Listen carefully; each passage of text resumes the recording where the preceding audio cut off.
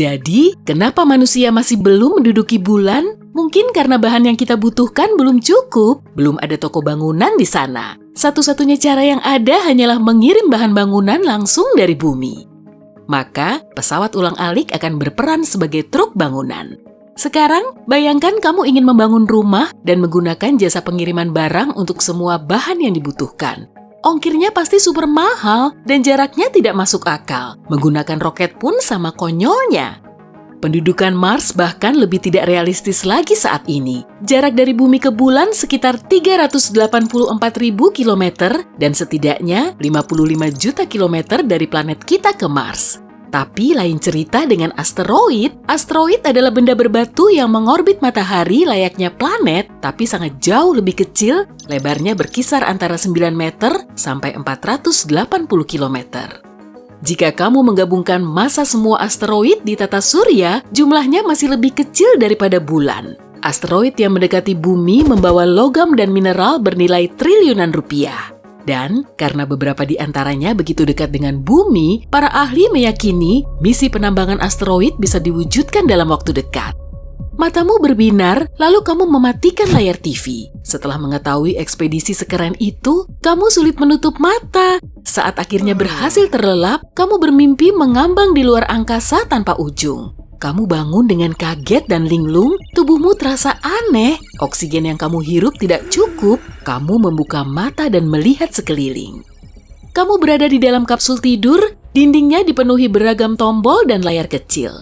Setelah bereksperimen sebentar, salah satu panel geser bergerak ke samping. Kamu merangkak keluar dari pot, tidak adanya jendela dan cahaya alami membuatmu merasa seperti di bawah tanah.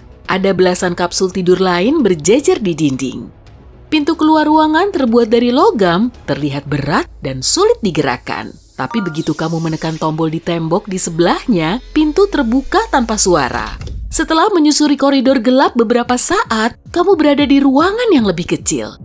Jantungmu terhenti sekejap, setidaknya ada belasan pakaian antariksa besar di dalam sini. Apa artinya? Apa kamu di luar angkasa? Selamat, tebakanmu tepat. Kamu membuka satu-satunya pintu lain di sana yang terlihat lebih kukuh dibanding tadi. Tapi sayangnya tidak terbuka. Kamu menghela napas dan mengenakan salah satu pakaian antariksa itu. Tak lama setelah mengenakannya, pintu otomatis terbuka. Setelah menunggu sejenak di ruang kedap udara, kamu akhirnya melangkah keluar dan napasmu tertahan di tenggorokan. Saat menatap ke atas, terlihat bola biru indah yang tampak bersinar. Sambil terkejut, kamu menyadari kalau itu bumi dan kamu tidak terlalu jauh darinya. Apa kamu ada di permukaan bulan? Sepertinya bukan. Objek angkasa ini jauh lebih kecil dan permukaannya tidak seperti permukaan satelit alami planet kita. Bentuk tempat ini tidak beraturan serta banyak kawah dan lubang.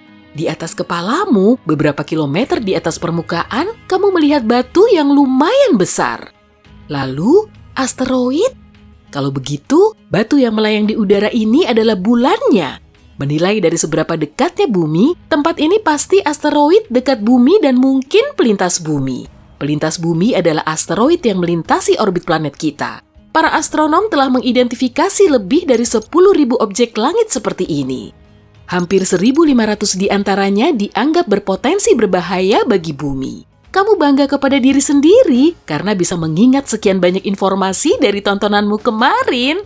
Tiba-tiba kamu sadar pakaian antariksamu tidak tertambat pada apapun. Tapi anehnya, kamu tidak mengambang di atas permukaan atau perlahan melayang ke angkasa terbuka. Asteroid ini pasti dilengkapi gravitasi buatan. Kalau tidak, gravitasi asteroid tak akan kuat mencegahmu melayang. Kalau dipikir-pikir, menciptakan medan gravitasi memang masuk akal. Tanpanya, kolonis angkasa akan mengalami masalah koordinasi, keseimbangan, dan orientasi. Mereka juga akan terus-menerus mual. Bluh. Selain itu, tulang mereka akan kehilangan mineral dan kepadatannya berkurang 1% tiap bulannya.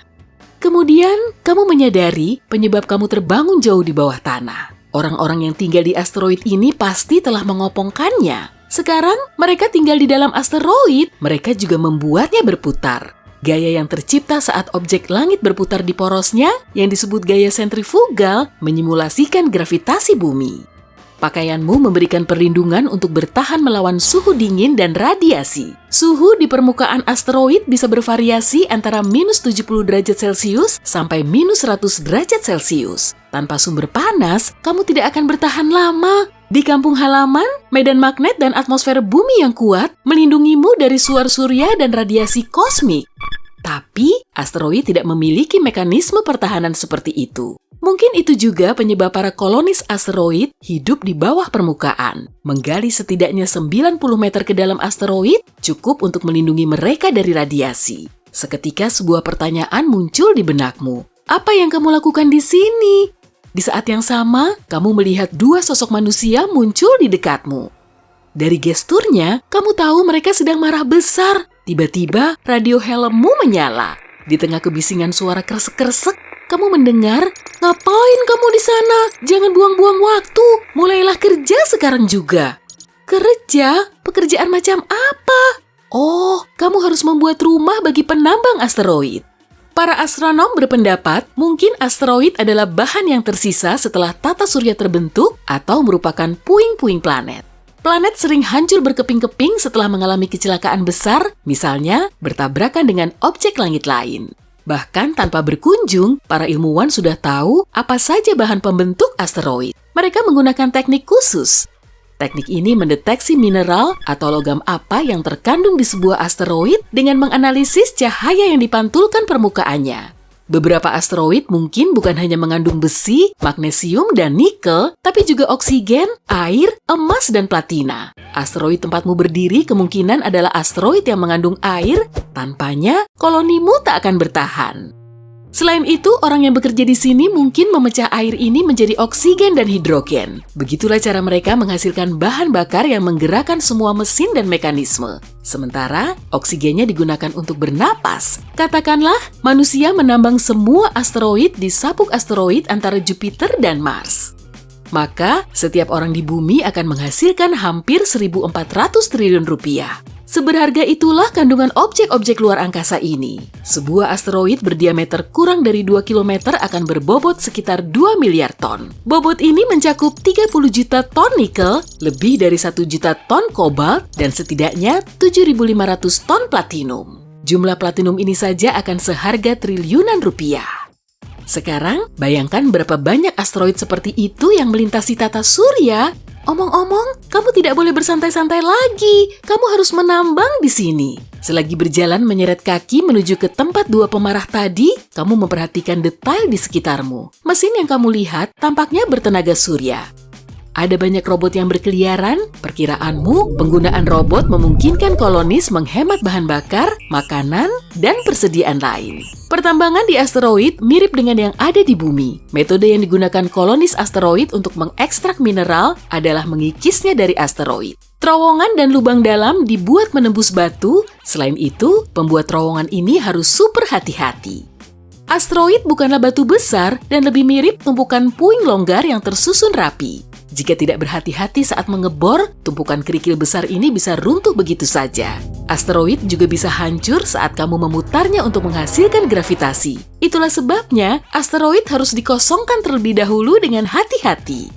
Lalu, para kolonis harus memastikan putarannya tidak menyebabkan terlalu banyak tekanan pada strukturnya. Selain itu, berkat gravitasi buatan, para penambang tidak perlu khawatir ada biji tambang melayang ke angkasa.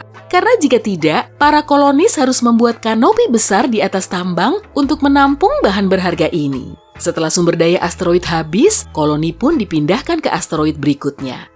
Setelah hari kerja yang tampaknya tak kunjung habis, kamu menyeret tubuhmu yang lelah ke pot tidurmu. Satu-satunya pertanyaan di benakmu adalah, apakah ini hanya mimpi atau aku memang terjebak di asteroid ini untuk selamanya?